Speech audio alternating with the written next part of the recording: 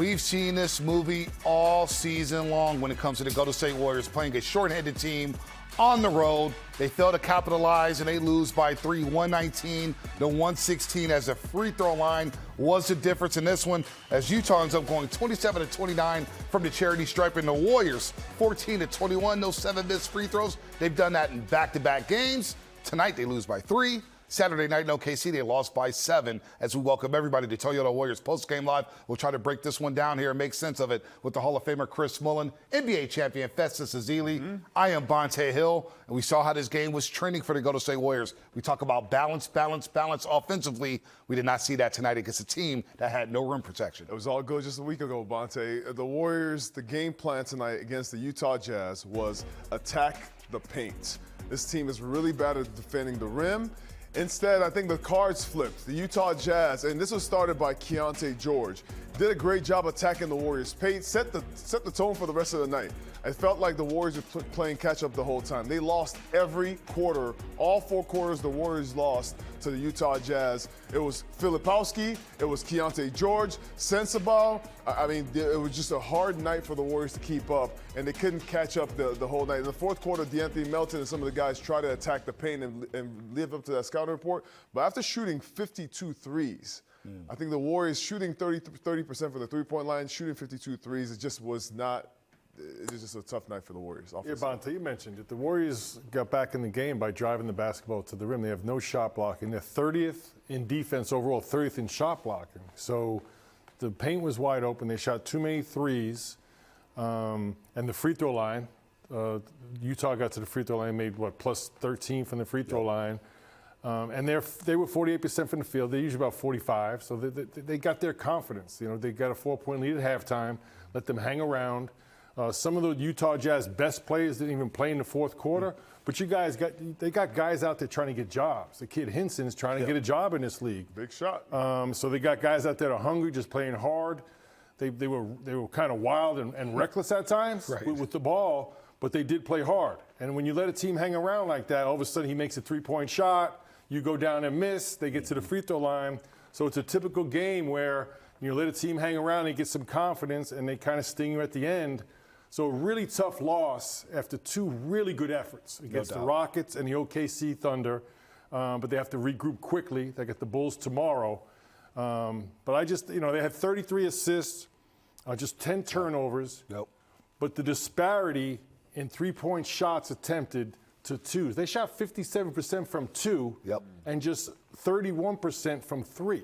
So, I mean, as we watched in the game, you could tell the easy baskets were just driving to the rim. And if you do that, not only do you get easy baskets, you'll draw fouls and get it to the bonus. But with that went the Utah Jazz way. That's where they won the game at the free throw. The Warriors got 16 more free field goal attempts. You mentioned the 2-point shots, 57%, 27 to 47 from 2s. And then they settled for the 3-point shot, going 16 of 52. But the free throw line, and we'll roll the fourth quarter tape in just a second, but the Jazz, they were 5 of 6 at halftime from the charity stripe. We discussed this at our halftime during our halftime hit. Who can get to the free throw line? Well, the Warriors go 9 of 16 in the second half from the free throw line. Utah goes 22 of 23. So they made it count as we roll the fourth quarter tape here. And the Warriors did battle back because Utah, which we'll show a little bit later, went on that run in the third quarter. Fezzi fell down 8 here. And this was danger zone, but Guy Santos continues his stellar play, and the Warriors will crawl back to tie this game up. A turnover here by the Utah Jazz. They committed 17. Now here's GP2 to Guy Santos. Hey, you know what? A couple pump fakes. Back to GP2. Good finish right here. There it is. Another layup right there. Warriors down 6. Seth Curry making his return. 13 points off the bench. But LJ Cryer, this young man is hooping right now. 11 points off the Warriors bench in just 17 minutes. Then Guy Santos, who finished with 15, 8, and 5, gets to steal. He's looking for some help. Good nice pass. Dish. Good jump off. GP2, Fezzi. I mean, GP2 was that guy who was getting those points around the rim, like you said, Bonta.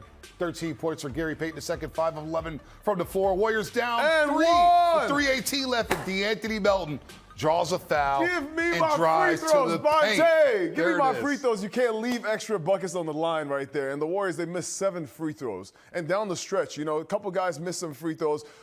When the game is that close, There's how many lead changes were there tonight? I mean, this was one of those games where back and forth. It was back and forth, and this team is getting confident as they go. Utah Jazz, they have young players. They're trying to develop these young players, and this team is not trying to win, but they want to see what these young players can do. And these guys are trying to get some jobs. And I mean, Henson hit a big shot. They hit some big free throws. How many lead changes? 19 lead changes. 19 lead changes. So this team was gaining confidence as the game went along. The Warriors were, when the game got tight and it got close, they missed some key free throws and missed some key layups at the end of the game. I mean, you look at all those highlights there. They're all layups, and there's no one near them. So that was where the Warriors, their decision making, was lacking.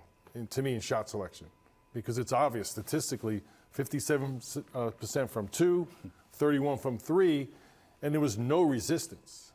And this was a type of game too. If you get some separation, those guys that are out there auditioning start playing for themselves. Yep. And you get an 8-10 point lead. All of a sudden, they start splintering. But you let them hang around. And I said before the game, if this team's gonna win a game, it's gonna be at home. And the crowd gets into it. You got a bunch of hungry guys out there. The kid Henson hit a huge three-point shot. Warriors came down and missed. Yep. They get to the free throw line. The kid who made the 2 free throws there at the end. You had Henson, Cody Williams. Cody Williams played well. So let's roll the crunch time tape here, Mully. Down the stretch, the Utah Jazz responds with a big-time run here. Look, the Warriors tied, and you thought maybe Utah would fold. But Cody Williams going to the rack. Henson, big-time 3 in the corner. Jazz up 11. Jazz up 3, would have been at 11 left. And then you see the Jazz here up 3, Warriors respond. Again, DeAnthony Melton. They're going to the rack here where it was open wide all day long. And Billy, you talked about how crazy it was in the fourth quarter. Elijah Harkless here with the turnover. Utah was trying to turn the ball over. Yep. Turnovers galore in that fourth quarter for the Jazz. You see here Melton with a nice tip in. But Filipowski with a rebound. Good hustle here by GP2 and Melton. But the Jazz, here's the shot right here. Henson. Good defense there. It's a huge 3. Huge 3 for Henson. Jazz up 3. Button going to the basket. That's what the Warriors needed all night long tonight. Both those plays looked like that Rocket play where Melton got that tip in.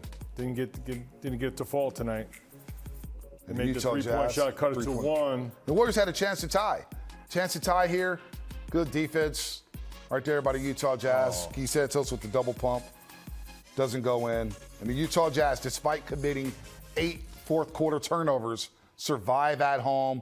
And think about this road trip here. We're talking about 2-1, really excellent play games in Houston and Oklahoma City. Now they go home at 1-2. You got a back end of a back-to-back against the Chicago Bulls, who are having a day off today in the Bay Area. They played Sacramento last night. It's a tough loss for the Golden State Warriors, and it just mounts on this list of frustrating losses we've seen all season long. Yeah, it was a tough loss, but I have a couple positives that we can take away from this game. All right, so Seth Curry is back on the floor, and he looked wonderful tonight. He looked incredible. He was attacking the paint. He was one of the leading scorers tonight.